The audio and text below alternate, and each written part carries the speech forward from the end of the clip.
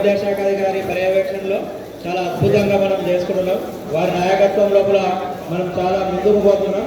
కాబట్టి ఆ దిశగా మనం ప్రయత్నం చేసిన ప్రతి ఒక్క ఉపాధ్యాయునికి పేరు పైన నమస్కారాలు తెలియజేస్తూ అందరికి గుడ్ మార్నింగ్. యాక్చువల్గా ఏంటంటే టీఎల్ఎం చాలా బాగా చేశారు వాస్తవంగా చెప్పాలంటే.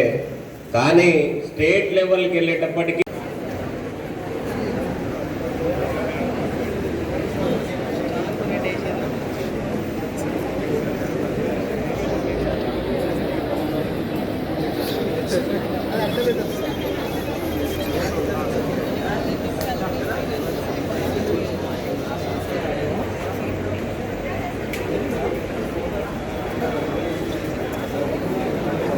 all the judges ఒక్కసారి ఇక్కడ వస్తే స్టార్ట్ చేస్తున్నాం ప్రోగ్రామ్ని.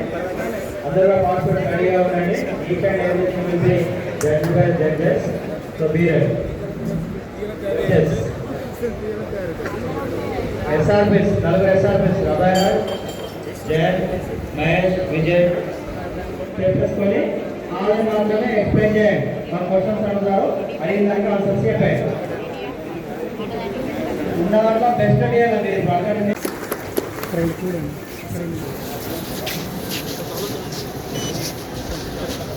సార్ సార్ వెంకటేశ్వర సార్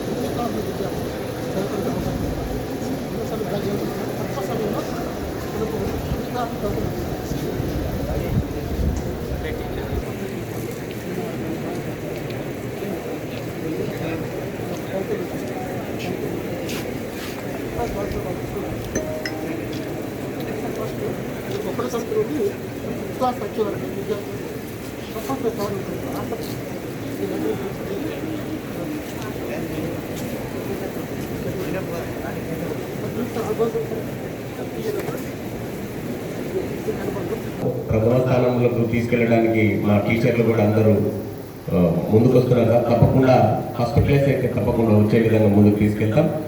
స్టేట్లో కూడా టీఎల్ఎం మేళలో దీనికన్నా ఇంకా బెటర్ స్టేట్ లెవెల్లో తీసుకెళ్ళి స్టేట్లో కూడా ఫస్ట్ వచ్చే విధంగా చూస్తాం సార్. Thank you sir. కూడా ఇప్పటికీ కూడా మ్యాథ్స్ కానీ లేకపోతే మల్టిప్లికేషన్స్ కానీ డివిజన్స్ కానీ చేయలేని వాళ్ళు ఉన్నారు, చదవలేని వాళ్ళు ఉన్నారు, అన్నీ కూడా ఉన్నారు.